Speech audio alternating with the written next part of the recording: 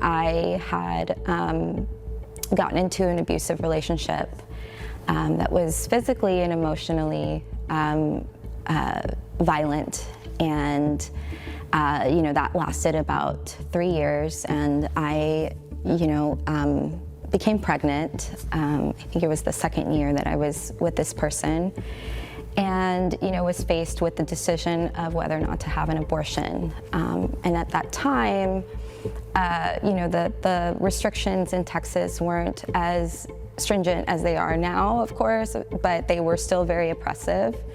And so navigating, trying to get an appointment, when there were so many clinics, Planned Parenthood clinics, abortion clinics that had shut down in the state because of the restrictions, and having to wait weeks to get my abortion, I just really got a glimpse of the disparities, the magnitude of the disparities in Texas. I told myself if I were able to survive this situation, that I would want to find the resources and tools to give to my community so they didn't have to experience this kind of suffering.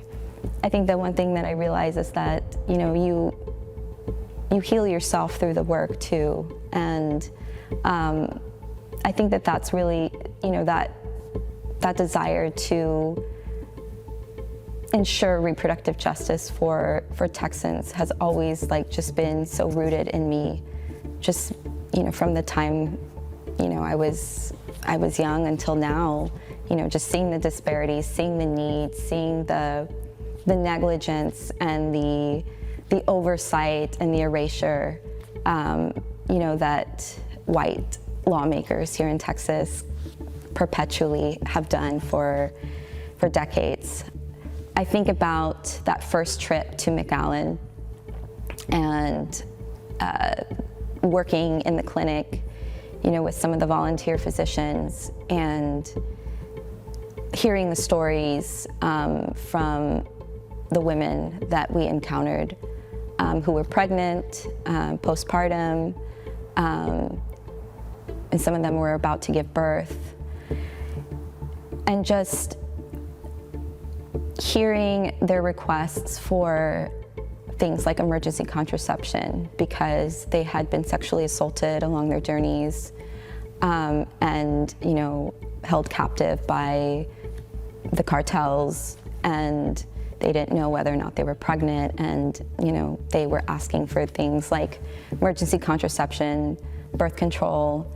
They were asking for STI testing, and it was a no-brainer. It was like, okay, how do we get these things to them?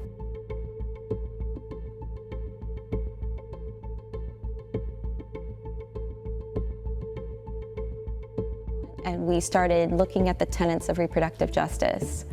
The right to have children, to have a family, the right to not have children, the right to raise your children in safe and healthy environments. And so all aspects of our programming have always, we have strived to always have them in alignment with those tenets. The barrier is that if someone is completely undocumented and they want to go to Mexico to obtain an abortion, most likely they're not going to be able to come back. And it really just riddles the community with so much fear. And also considering the border checkpoints, folks can't,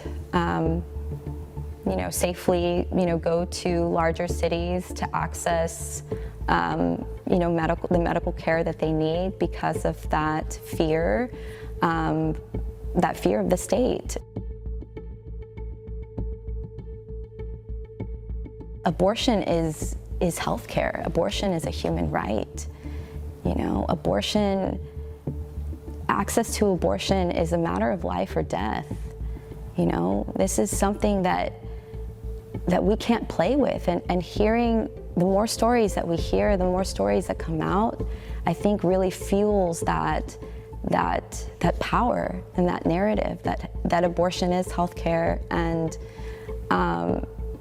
abortion makes everything possible. You know, I think about my abortion, and if I never had one, I probably, you know, I think about it, I probably wouldn't be alive, you know, if I didn't have access to it.